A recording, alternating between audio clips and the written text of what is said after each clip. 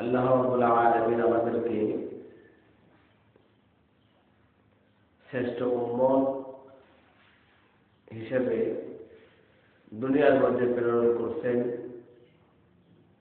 আল্লাহ রাব্বুল আলামিন বলেন, কুনতুম খায়রা উম্মাতিন উখরিজাত লিন-নাস তা'মুরুনা বিল মা'রুফ ওয়া তানহাউনা 'আনিল মুনকার ওয়া তু'মিনুনা বিল্লাহ। তোমরাই শ্রেষ্ঠ জাতি, যারা মানুষদেরকে সৎ কাজের আদেশ করবে এবং অসৎ কাজের নিষেধ করবে এবং নিজেরাও ঈমান ও আমলের উপর অটল থাকবে। এরাই হল শ্রেষ্ঠ জাতি। আল্লাহ রাসূল সাল্লাল্লাহু আলাইহি ওয়াসাল্লাম হাদিসের মধ্যে বলেন, ইউবাল্লিগু শাহিদুল গায়ব, যে তোমরা উপস্থিত লোকেরা অনুপস্থিত লোকেদের কাছে দাওয়াত পৌঁছে দেবে। এক নম্বর হলো আমরা শ্রেষ্ঠ জাতি। দুই নম্বর হলো আমাদের শ্রেষ্ঠ জাতি হিসেবে আমাদের কিছু দায়িত্ব রয়েছে, বড় কাজ রয়েছে। তো শ্রেষ্ঠ জাতি, আবার আমরা শ্রেষ্ঠ উম্মত। শ্রেষ্ঠ জাতি কিভাবে হবে? যারা সৎ কাজের আদেশ করবে এবং অসৎ কাজের নিষেধ করবে, এই দুইটা সিফাত যার মধ্যে থাকবে, তারাই হল কি উত্তম জাতি। এটা হলো আল্লাহ রাব্বুল আলামিনের কথা। নিজেরাও ঈমানের মধ্যে থাকবে এবং আমলের মধ্যে থাকবে। তাহলে সৎ কাজের আদেশ করতে হবে, অসৎ কাজের নিষেধ করতে হবে। এবং আমরা যা জানি আল্লাহ রাসূলের পক্ষ থেকে বলা হয়েছে যে তোমরা আমার পক্ষ থেকে একটি বাক্য হলেও বাণী হলেও অন্যের কাছে পৌঁছে দাও। তো সম্মানিত হাজিরিন, দাওয়াত তাবলীগ,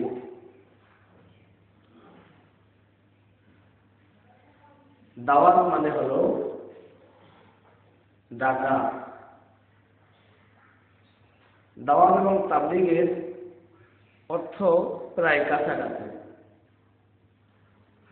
দাওয়াত অর্থ হলো ডাকা, তাবলীগ অর্থ হলো কি প্রচার করা। তো আমরা কার দিকে ডাকবো? আল্লাহ রাব্বুল আলামিনের দিকে আমরা ডাকবো। কি প্রচার করব? আমরা দ্বীন প্রচার করব।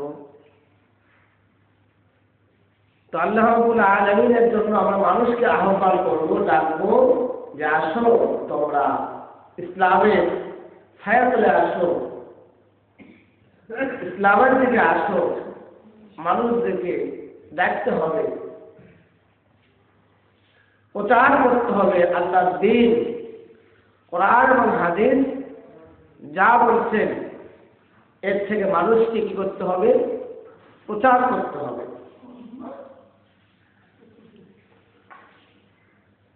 তো মানুষদেরকে ডাকতে হবে দ্বীনের জন্য। আবার এই দ্বীন মানুষ যেন বুঝতে পারে, সেজন্য আবার কি করতে হবে? প্রচার প্রসার করতে হবে। সৎ কাজে আদেশ করতে হবে এবং অসৎ কাজের নিষেধ করতে হবে। একজন মানুষ খারাপ কাজ করতেছে, আমি দেখতেছি, কিন্তু যদি আমি না বলি তাহলে রব্বুল আলামিনের দরবারে আপনাকে জবাবদিহিতা করতে হবে। কারণ কি? আল্লাহ রাব্বুল আলামিন বলেছেন, তোমরাই শ্রেষ্ঠ জাতি। কুনতুম খায়রা উম্মাতিন উখরিজাত লিন-নাস তা'মুরুনা বিল মা'রুফ ওয়া তানহাউনা 'আনিল মুনকার। যারা কি করবে, সৎ কাজের আদেশ করবে এবং অসৎ কাজের নিষেধ করবে। একটা মানুষ খারাপ কাজ করতেছে, তাহলে আপনাকে সেখানে নিষেধ করতে হবে, বুঝাইতে হবে। বোঝানোর পরে আপনাকে পরামর্শ দিতে হবে যে এই কাজটা হলো খারাপ, ভালো একটা উপদেশ আপনাকে দিতে হবে। সৎ কাজের আদেশ করতে হবে, অসৎ কাজটা থেকে বিরত রাখে তাকে আপনি কি করবেন, সৎ কাজের আদেশ দিবেন এবং সেটার জন্য আবার নিজেরাও আমল করবেন। ঈমান এবং আমলের জন্য আমল করতে হবে। আল্লাহ তাআলা সূরা আস-সাফের মধ্যে বলেন, ইয়া আইয়ুহাল্লাযীনা আমানু লিমা তাকুলুনা মা লা তাফআলুন। হে ঈমানদারগণেরা, তোমরা যা আমল করো না সেটা মানুষদেরকে বলো কেন? আমার মধ্যে যে আমল নাই, আমি যদি মানুষকে 1000 বার বলি, 1000 বার ওয়াজ করি, এই আমল মানুষের মধ্যে বাস্তবায়ন হবে না যতক্ষণ না পর্যন্ত আমার নিজের মধ্যে সে আমল শেষ হবে না। আল্লাহ রাসূল সাল্লাল্লাহু আলাইহি ওয়াসাল্লামের কাছে একজন মা তার সন্তানের ব্যাপারে নালিশ নিয়ে আসলেন। ইয়া রাসূলুল্লাহ, আমার এই সন্তান খুব মিষ্টি পিপাসু, মিষ্টি খুব পছন্দ করে, আপনি তাকে একটু বলে দেন আপনার কথা সে মানবে, সে যেন মিষ্টি না খায়। আল্লাহ রাসূল সাল্লাল্লাহু আলাইহি ওয়াসাল্লাম সেই ছেলেকে সেই মাকে সহ পাঠিয়ে দিলেন, কিছু বললেন না। আবার কিছুদিন পরে সেই মা আবার রাসূল সাল্লাল্লাহু আলাইহি ওয়াসাল্লামের কাছে আসলেন, ইয়া রাসূলুল্লাহ, আমার সন্তান খুব মিষ্টি পছন্দ করে, আপনি বলে দেন। এরপর আল্লাহ রাসূল সেই সন্তান মাকে পাঠিয়ে দিলেন। দ্বিতীয়বার যখন সে মা এবং ছেলে আবার আসছে, ইয়া রাসূলুল্লাহ, আমার সন্তান খুব মিষ্টি পছন্দ করে, আপনি একটু বলে দেন সে যেন মিষ্টি কম খায়। আল্লাহ রাসূল সাল্লাল্লাহু আলাইহি ওয়াসাল্লাম বললেন, হে সন্তান, আজ থেকে তুমি মায়ের কথা শুনবে, তুমি মিষ্টি কম খাবে। সে মা আশ্চর্য হয়ে গেল, ইয়া রাসূলুল্লাহ, দুইবার এর আগে আপনার কাছে আমি আসলাম, আপনি তখন কোনো কিছুই বললেন না। মা এবং সন্তানকে দুইজনদেরকে আমাদেরকে ফিরিয়ে দিলেন, আজকে আবার বললেন, এই কথাটা আপনি আগেই বলতে পারতেন। আল্লাহ রাসূল সাল্লাল্লাহু আলাইহি ওয়াসাল্লাম বলেন যে আমিও খুব মিষ্টি পছন্দ করতাম, সুবহানাল্লাহ। এই আমলটা আমি আগে নিজের মধ্যে নিয়ে আসছি, মিষ্টি খাওয়া আমি কমিয়ে দিয়েছি, তারপর তোমার সন্তানকে আমি বলেছি। এই জন্য সম্মানিত হাজিরিন, আমাদেরকেও নিজেকে আমল করতে হবে, আমল করার পরে মানুষদেরকে বলতে হবে, বলার পরে কিন্তু সেই কথাটা মানুষের দিলের মধ্যে তাআসির করবে, আসর করবে। এজন্য আমাদেরকে নিজের মধ্যে কি করতে হবে, আমল করতে হবে। তো যাই হোক, প্রসঙ্গতে কথা চলে আসছে। তো দাওয়াত ও তাবলীগ এটা উত্তম একটি কাজ। কি বলেন, উত্তম কাজ কিনা? উত্তম কাজ।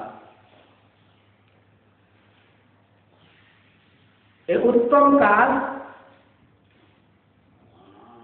যারা করবে, আল্লাহ রাব্বুল আলামিনের কাছে তারা কি হয়ে যাবে, দাবি হয়ে যাবে। সুবহানাল্লাহ। কারণ দাওয়াত ও তাবলীগ এটা রাসূলদের একটা সিফাত ছিল। কি ছিল? রাসূলদের প্রত্যেক পয়গম্বর আল্লাহর পক্ষ থেকে কি করতেন, দাওয়াত ও তাবলীগের কাজ করতেন। মানুষদেরকে তারা আল্লাহর হুকুম এবং তার বিধান সম্পর্কে অবগত করতেন। তো সমস্ত আম্বিয়া কেরাম আলাইহিস সালাতু ওয়াস সালামের কাজ ছিল তাবলীগ করা।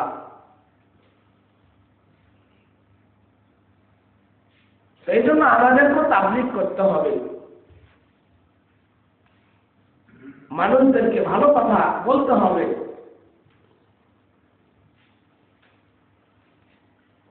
কিন্তু আজকে আমরাই বলি তাবলীগের মধ্যে মানুষদেরকে কি করা যাবে না, কষ্ট দেওয়া যাবে না, ইহসান করতে হবে। বলি কি বলি না? তাবলীগের মধ্যে উসুল কি, যে মানুষদের কি করতে হবে, ইহসান করতে হবে। একটা রাস্তা থেকে যদি রাস্তার মধ্যে একটা কষ্টদায়ক জিনিস পড়ে আছে, সেটা কি করতে হবে, কষ্টদায়ক জিনিসটা ফেলে দিতে হবে। এগুলো আমরা তাবলীগের মধ্যে শুনে কি শুনি না? একরামুল মুসলিমিন, একজন মুসলমান ভাইয়ের কি করতে হবে, কদর করতে হবে। তাবলীগের উসুল আমরা যারা তাবলীগ করি মোটামুটি জানি। তো তাবলীগ করতে হবে সহিহ তাবলীগ। কি তাবলীগ? সহিহ ভাবে তাবলীগ করতে হবে। আজকে আমরা যদি তাবলীগ করতেছি, আবার তাবলীগ যদি আমরা মারামারি করি, তাহলে এর ফলাফল কি হবে বলেন? মানুষকে আমি ভালো কথা বললাম, আমি বললাম যে ভাই চুরি করিয়েন না, কিন্তু সেই চুরিটা আমি নিজেই করলাম। একজনকে বললাম যে ভাই এই কাজটা করা ঠিক না,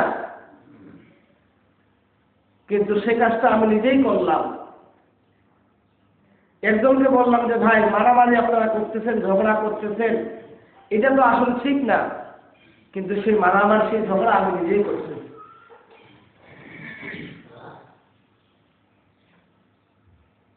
তো তাবলীগ আমরা করতেছি, কিন্তু তাবলীগ নিয়ে আবার কি করতেছি, মারামারি করতেছি।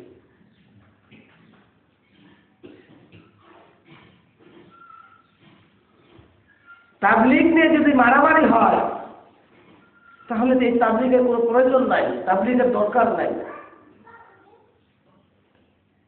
তাবলীগের উসুল হলো মানুষকে যেন কষ্ট দেওয়া না হয়, একজন মানুষ কষ্ট যেন না পায়, এটা হলো তাবলীগের উসুল। কিন্তু বর্তমান প্রেক্ষাপটে দেখা যায় তাবলীগ নিয়ে আমরা আমাদের কিছু ভাই এত বাড়াবাড়ি করতেছে যে তাবলীগের জন্য যেখানে আমার যাদের নিরাপত্তার দরকার ছিল, আমার দ্বারা যদি একজন মানুষ কষ্ট না পায়, সেই জায়গায় মানুষের জীবন দিতে হচ্ছে, মানুষের জীবন কেড়ে নেওয়া হচ্ছে। তাহলে কিসের তাবলীগ?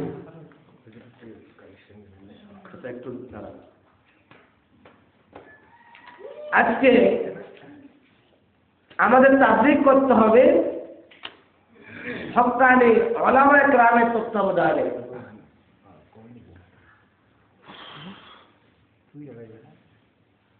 কোরআন এবং হাদিস এর আসল ব্যাখ্যা আলেম বেশি ভালো বুঝবে, যারা ডাক্তার ইঞ্জিনিয়ার তারা ভালো বুঝতে বলেন? কোরআন এবং হাদিসের জ্ঞান একজন ডাক্তারের বেশি, ইঞ্জিনিয়ারের বেশি, না একজন আলেমের বেশি? একজন হক্কানি আলেম তার বেশি। সেসব বিষয় তার কোরআন এবং হাদিস সম্পর্কে তার জ্ঞান, এটা আল্লাহ প্রদত্ত, আল্লাহ দিয়েছেন।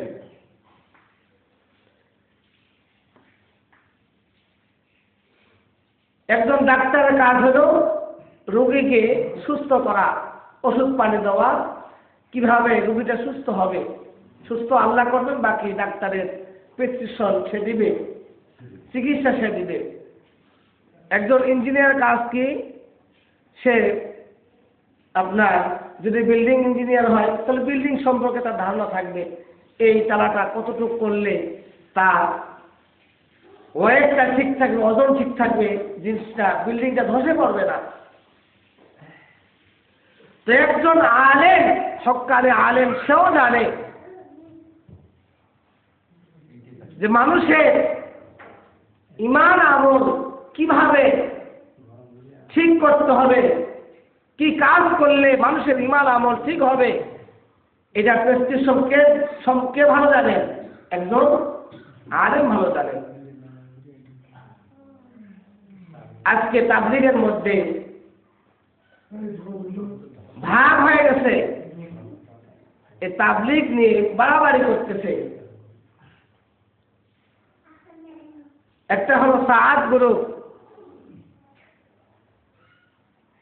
এরা আলেমদেরকে পছন্দ করে না।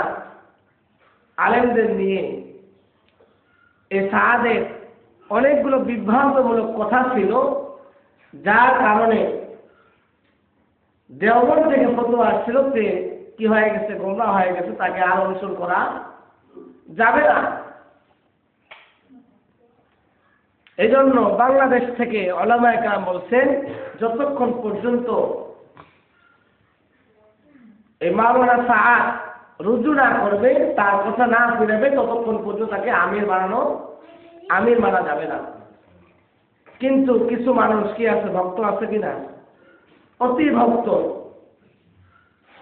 আমরা কি যারা পীর আছে, কিছু অন্ধ মুরিদ আছে, যে বাবা যা বলে তাই, হালাল হারাম বা তোদের কোনো দরকার নাই, যা বলছে তাই, কোরআন হাদিস কি বলছে সেটা তো আর দেখার বিষয় না।